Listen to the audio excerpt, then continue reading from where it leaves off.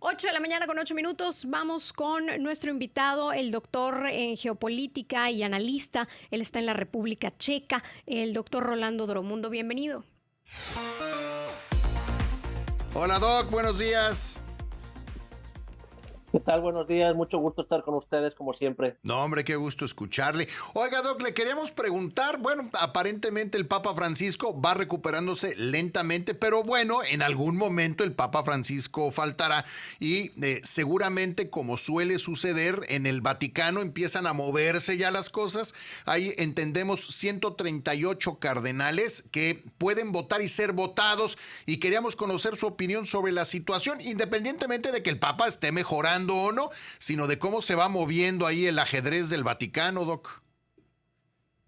¿Qué tal? Bueno, sí, en efecto, es una situación bastante compleja. El ajedrez se mueve siempre, digo, por más allá de que todos digan que están orando y están preocupados, pero por supuesto hay también, no se puede negar que hay grupos de poder, hay diferentes corrientes, hay diferentes posiciones y en todo esto se va moviendo, ¿no? En efecto, hasta el sábado eran 138 los que votaban, uno ya cumplió 80 años, entonces quedan 137. Cada vez que un cardenal de los que votan cumple 80 años, pierde su derecho a voto. Entonces, pues bueno, digamos que pasan algunos, ¿no? Entre 5 a 10 más o menos cada año, pues van llegando a esta edad y van perdiendo el derecho. Entonces también para algunos, pues también a veces la urgencia de poder alcanzar a participar en eso, ¿no? ¿Cómo está la cuestión? Pues bueno, entre lo que podemos especular, porque acá no se puede hacer más que simple especulación. ¿Por qué? Porque aquí no hay campañas electorales, no hay campañas políticas, no usan redes sociales. Estamos hablando de cardenales de una media de edad entre 65 y 78 años los que se están candidateando. Entonces, pues, por supuesto, es otra dinámica de hacer, digamos, de hacer política muy a lo escondido, ¿no? Entonces, si quieren, les menciono algunos nombres, por ejemplo, Claro. de lo que se puede ir especulando, Ujú. ¿no? Por ejemplo, está es posible, bueno, antes que mencionar los nombres, es importante que, bueno, más allá de que el Papa Francisco tiene, digamos, simpatía hacia América Latina, obviamente, y que ha tratado de aumentar la cuota América Latina, seguramente está consciente que es difícil que llegue a haber dos papas latinoamericanos de manera consecutiva, ¿no? Ok. Entonces, por un lado, ha aumentado la proporción de latinoamericanos, pero por otro lado, bueno, pues está tratando de pugnar por figuras del otro lado. Y una Una de estas pregunta figuras antes, que pudiera... Sí, perdone sí, que le sí, interrumpe, Doc, nada más una pregunta antes. sí, sí. Incluso dentro del mismo Vaticano, percibo que hay conservadores y liberales, si se les puede llamar así. Siento una animadversión hacia el Papa Francisco de parte de la parte conservadora, aparentemente, del Vaticano. También allá se cuecen habas, ¿verdad? No, en efecto, tienes toda la razón, Gastón. Sí hay una división entre conservadores. En esta ocasión los conservadores están muy divididos.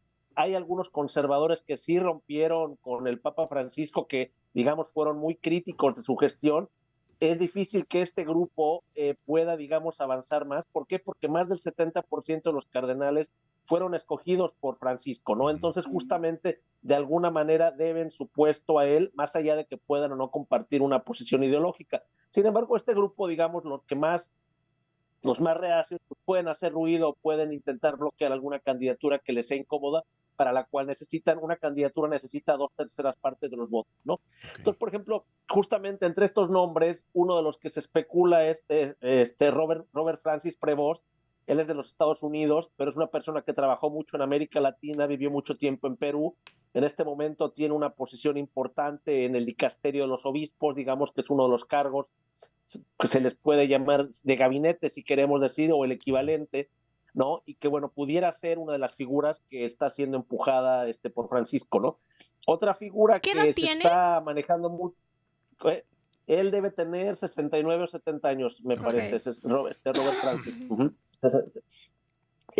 Otra figura que no creo que sea la primera carta del Papa, pero que sí, no hay que descartarlo, es Pietro Parolin. Él me parece 2 años más joven, él es italiano, él es un moderado total, digamos que es una persona que siempre juega hacer el fiel de la balanza, a moderar entre las dos posturas. Puede tener el apoyo de los italianos. Lo que hay que recordar es que hay 17 cardenales italianos con votos, lo cual no es poca cosa, ¿no? Es un peso importante, y sobre todo que muchos europeos quisieran que el papado vuelva a Europa, ¿no? Los europeos se sienten de manera exagerada, diría yo, relegados, porque ya no tienen el peso abismal que tenían antes, aunque hay que recordar, siguen siendo casi el 40% de los electores actualmente, entonces tampoco no es que no cuenten, simplemente que ya no cuentan tanto como antes, ¿no? Entonces, bueno, sí hay una desigualdad en el sentido que los europeos son 39% de electores cuando la población católica de lo que representan en el mundo es solo alrededor del 20%, ¿no? Entonces Ok. ahí Europa está sobre representada y también Asia está sobre representada y el continente americano o África están subrepresentados notablemente, ¿no? En lo que es el número de cardenales. Entonces ahí la figura de Pietro Parolin pudiera ser una figura, digamos, que balancee él es un diplomático de carrera, tiene un cargo muy importante, que es el secretario de Estado, que es una especie de equivalente de ministro de Relaciones Exteriores, y además es muy probable que él quedaría, digamos, presidiendo el conclave, en un momento dado, el conclave para reemplazar a Francisco, ¿no? Entonces, justamente es una posición que le da una posición cómoda, es, digamos, bien visto. No creo que sería la primera carta de las opciones progresistas, pero sin embargo es una opción mediadora, ¿no? Ok. Entonces, los conservadores también van a hay conservadores más institucionales, está Luis Antonio Tagle, digamos, él es de Filipinas, también es una figura que no se puede descartar, ya había sido papable también en la elección anterior. Él es de los que quedan elegidos por Ratzinger, ¿no? Por el Papa Benedicto XVI, y que justamente él es mucho más conservador, pero es un conservador que no ha roto, digamos, en ningún momento con Francisco, no ha mantenido Ok. una línea institucional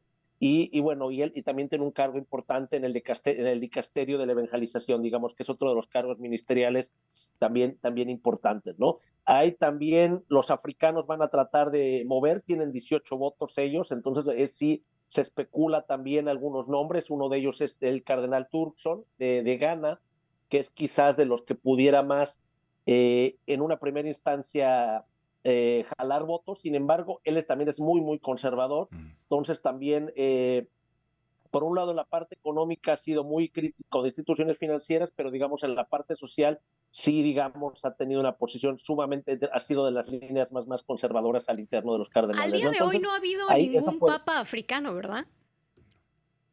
Bueno, hubo africano, digamos, con las naciones que conocemos hoy, no. Hay uno que nació en territorio africano, estamos hablando de hace muchísimos años, cuando era todavía del territorio de la antigua Roma, ¿no? Entonces, justamente ahí, me parece que fue en el siglo III o siglo IV, algo así, que uno de ellos nació en lo que fue, digamos, Egipto, pero digamos, era otro contexto político, ¿no? Entonces, justamente no, pero digamos bajo lo que entendemos hoy ahora como África, pues no ha sido el caso, ¿no? Entonces, bueno, entonces pues sí, obviamente ellos van a tratar de empujar los africanos.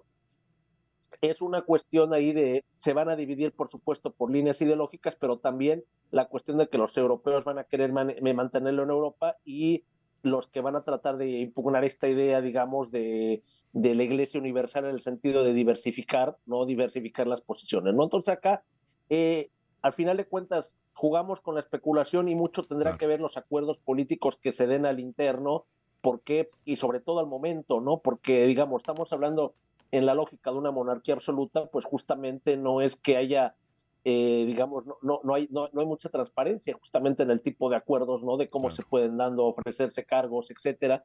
Y eso, bueno, al final es probable, ¿qué es lo que pasa? Se llega al conclave con 5, 6, 7 nombres y después de la primera o segunda ronda es ahí que empieza la negociación entre ellos y bueno, a final de cuentas, pues cómo se llega a una cuestión, ¿no? Entonces creo ahí Francisco tratará de dejar a más de un hombre, digamos, mencioné uno, puede haber otros que puede dejar como indicados, ¿no? Pero falta que si esos nombres a la hora del conclave, pues pueden presentar también acuerdo entre los asistentes al conclave, ¿no?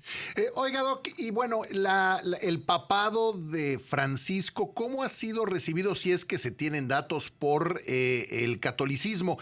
Ha sido un papa, porque es un papa más del lado liberal y seguramente ha de haber un ala conservadora que no le gustan muchas de las cosas que hace, como lo hemos platicado.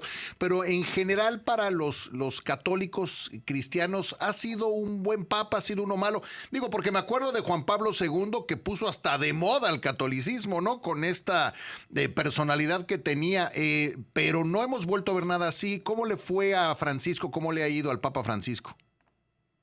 Pues bueno, creo que a ver, es difícil y bueno, digo, más bien ahí las valoraciones, pues habría que ver un sondeo a nivel de la población católica, pero digamos, mira, yo como no creyente creo que ha sido una figura muy interesante, ha sido una figura que realmente le dio un giro importante, que sabe muy bien jugar a la política, digamos, tiene un colmillo que realmente destacable, ¿no? Sabe perfectamente cómo se ha manejado en cuestiones como la guerra en Ucrania, el conflicto en Gaza, Ujú. con la relación con otras religiones, ¿no? El diálogo con los musulmanes, el diálogo con religiones en Asia, y que justamente ha sabido mantener un discurso también, o sea, ha sido crítico del capitalismo con cierta docilidad, entonces, y manteniendo siempre balances, ¿no? Que por supuesto hay fracturas, sí ha habido, pero las ha sabido contener, las ha sabido, y creo que en general en América Latina ha sido bien visto, tomó, digamos, se juntó del lado de los más necesitados en muchas cuestiones y eso, pues, por supuesto, al menos en términos de visibilidad, pues puede haber gustado, ¿no? Entonces creo que ahí rompió con el modelo. Juan Pablo II sí fue famoso, pero por otras cosas, y Juan Pablo II se puso completamente el del lado, digamos, de los poderosos en muchos casos, ¿no? Ujú. Digamos, él no quiso saber nada de movimientos sociales en América Latina, en el caso de Centroamérica, en el caso de otros lugares, digo, realmente cerró los ojos ante muchas barbaries que estaba pasando, ¿no? Y en ese sentido, pues sí, estuvo mucho más cercano a las élites del poder y bueno, estuvo muy cercano además a Estados Unidos el gobierno de Ronald Reagan, ¿no? Por ejemplo, ¿no? Sí. Entonces ahí son casos diferentes que tuvieron una alineación ideológica muy diferente y bueno, eso habría que entenderlo. Sí ha gustado el Papa Francisco, pero al final de cuentas, pues la manera en que se define acá, creo que va a ser qué le conviene más esta élite del Vaticano, qué le cree que es mejor en términos de visibilidad, en términos de mantener, de no seguir perdiendo creyentes, porque la religión católica ha perdido también en paragón con otras religiones también, y bueno, sobre todo mantener una posición de voz, una posición, digamos, de respeto, una posición que le pueda dar algún lugar. Por ejemplo, una de las cosas notables que se dieron también en este papado, por ejemplo, el restablecimiento de relaciones diplomáticas entre Cuba y Estados Unidos fue algo que fue negociado por el Vaticano, ¿no? Entonces Ok. no es poca cosa eso, ¿no? Por ejemplo, ¿no? O sea, eso es una cosa ahí que le dio un lugar importante, ¿no? Entonces ahí saber esta cuestión de jugar a la diplomacia y tener visión internacional sería muy importante de un próximo papado, pero al final, ¿cuánto pueden considerarse eso no y no las cuotas de poder que pueden haber al interno? Recordemos que más de un país van a intentar influenciar, los europeos van a querer meter mano, seguramente Estados muchos países Unidos. intentarán meter mano, Estados Unidos también, etcétera. Entonces, yo no creo, por ejemplo, que este papa que les mencioné, Robert Francis, sea del agrado de Donald Trump, por ejemplo, ¿no? Porque justamente tendrá una línea completamente opuesta, ¿no? Sí. De lo que está haciendo el gobierno actual de Estados Unidos. Entonces, bueno, pues ahí cada uno a su manera, pues aunque se supone está prohibido, ¿no? Digamos,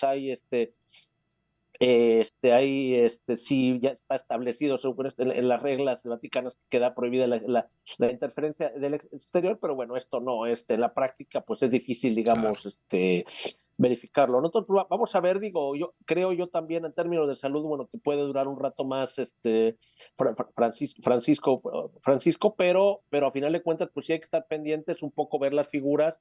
Hay otras figuras latinoamericanas también interesantes y que bueno, vamos a ver también si este grupo latinoamericano, que no votan todos al unísono, no crean que todos los latinoamericanos están en la misma línea de Francisco, pero sí más de la mitad, ¿no? Ok. Pero sí hay algunas líneas que justamente bastante conservadoras. Vamos a ver, vamos a estar al pendiente y una vez que, bueno, que llegara a ver un conclave, pues bueno, podemos quizás ver un poco más claro cómo está la situación. En cuestiones políticas, ¿qué le convendría más en este momento al Vaticano? ¿Seguir una línea progresista como la que tiene el Papa Francisco o irse del otro lado?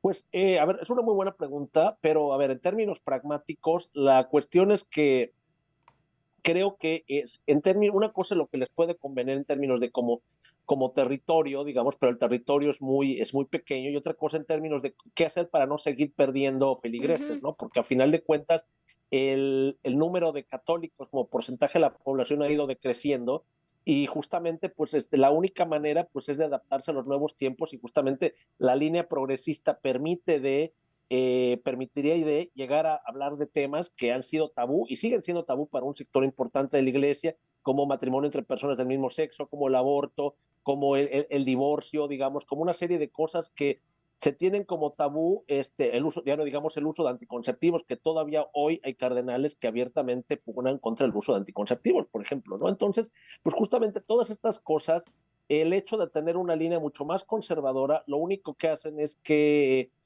juegan justamente con la reputación que pudiera tener o digamos La la cuestión de qué tanto la percepción, gente ¿no? en un momento Ujú. dado la percepción, digamos, ¿no? De qué tanto la gente en un momento dado los puede seguir. Pero insisto, a ver, acá también eso es pensando que pues todos están en el mismo canal de los cardenales, ¿no? A final de cuentas son luchas de poder, insisto, son luchas de poder entre diferentes grupos, hay muchos intereses, hay dinero, hay también corrupción, hay muchas cosas que están, todo eso está en juego, y todo eso pues se ve, ¿no? Digo, de una manera un poco quizás histrionizada para el cine, pero la película de Conclave nos muestra un poquito esa idea de cómo, pues cómo se dan estas intrigas y esta dinámica, ¿no? A nivel de los grupos de poder al interno de Vaticano, ¿no? Que justamente que ayer ganó el Oscar a Mejor Guión Adaptado, ¿no? Entonces es solo un ejemplo, digamos, un poco versión Hollywood, pero que sí pues, Claro. nos da una idea de cómo todo lo que puede haber alrededor de esto, y que justamente pues no es fácil, ¿no? Porque justo por mucho de que el interés de la iglesia pudiera ser uno, y que sería lo más lógico que en aras de seguir creciendo se mantuviera una posición progresista, ¿no? Sí, Claro. que tuvieran ellos, pero por otro lado, pues hay corrientes, hay intereses, hay dinero Sí. y hay influencia del exterior, ¿no? Entonces, Doc, como siempre es un gusto escucharle y verle. Gracias por la explicación y le vamos a estar molestando también con este tema y seguramente le estaremos molestando en los próximos días con el tema de Ucrania, que también está cambiando, han cambiado el tablero completamente. Nos interesa mucho su opinión, pero para eso lo molestamos otro día. Muy agradecidos por aceptar la entrevista. Gracias, Viridiana, Gastón, como siempre, mucho gusto. Y bueno, lado de Ucrania, pues da para hablar mucho rato. Sí. Entonces, bueno, ya lo dejamos como cuando ustedes gusten. Que tengan buen día todos por allá. Aprovechen el calorcito. No, Gracias. muchísimas gracias. Saludos hasta República Checa, doctor.